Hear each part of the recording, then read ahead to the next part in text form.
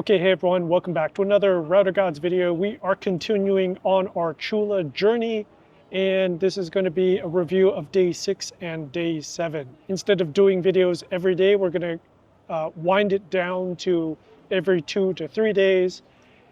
And the reason for that is it takes some time to do these videos, and I have discovered today that I need to devote more time to the homework. Let's answer one question I got from another Duke student, and I actually got this question Friday. We had a little get together. Is going to Chula fun? Is it fun? And I would have to say that it's not. I mean, it's intrinsically, they don't try to make it fun. It's not, there's not a lot of joking around. You don't joke around with the teacher. So at Duke, I would joke around with the teachers quite a bit. It's very common. But at Chula, there is a definite distinction between teacher and student. And I would never think about joking around in the same way with the teachers here versus Duke. In my demented mind, because it is so tough, that is what makes it fun for me.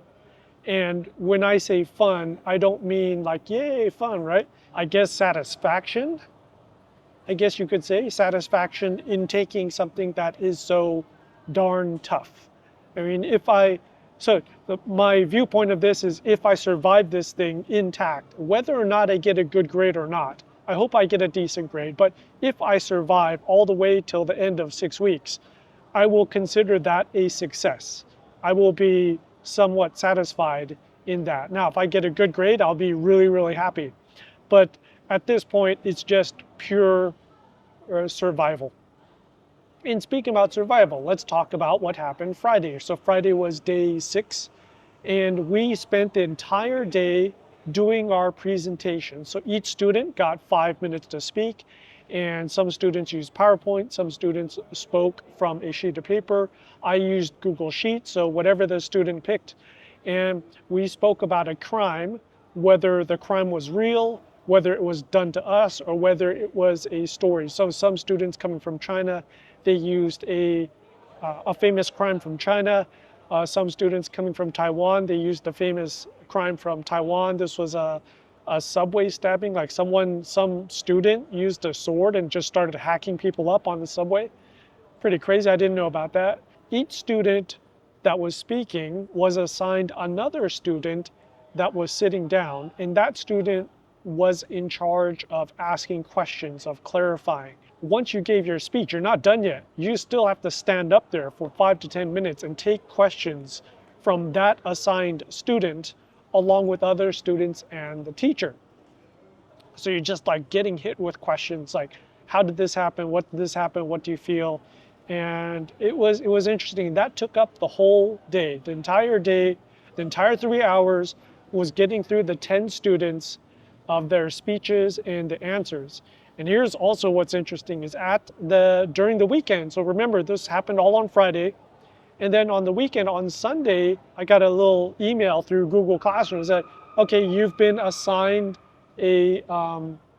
you've been assigned something from your teacher. Read this from your teacher. Read this note. The teacher gave me feedback. Do this, don't do this. You did this wrong. You said this wrong. Gave me feedback on my speech. This was at least 500 to 700 characters long. And I counted the bullet points. I think it was 18 bullet points on what I did wrong. Well, it was both what I did, mostly it was what I did wrong, but then, what I did right. 18.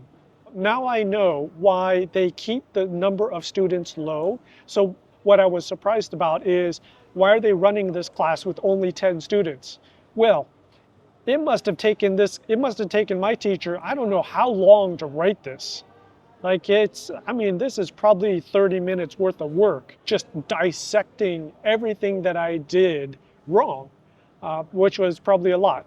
So that's the feedback, that's the level of feedback, that's the severity of feedback and the granularity of feedback that I'm looking for, just to totally get picked apart. Today we had our quiz, so I messed up. I thought we would have a day to review, and nope, we don't have a day to review. We came in, it's like, we're doing our quiz today. I was like, gosh darn it, crap. Quiz is 2 hours. It's 2 freaking hours. No break, 2 hours. And it was 9 pages long. 9 pages long. The first 2 pages are 2 situations of listening. So you listen to an announcement and you listen to a crime. Well, it wasn't really an announcement. You listen to a phone conversation between a resident of a condo and the niti, which is the condominium juristic person. So these 2 people are talking, and you have to answer 5 to 6 questions about what's happening. And then in the second thing is a crime report. Some stabbing happened, yet another stabbing or shooting. And so yet another crime is happening, and you have to answer the 5 to 6 questions about it. And then there was read this paragraph, and there are 5 words that are misspelled.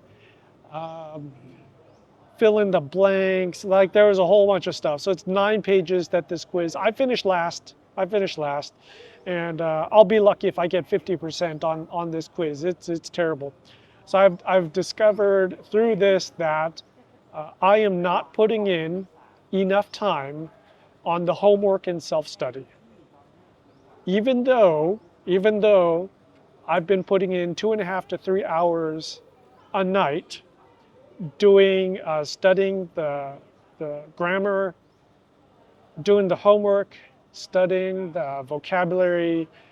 I have been putting in a good 2.5 to 3 hours a night. That is not enough.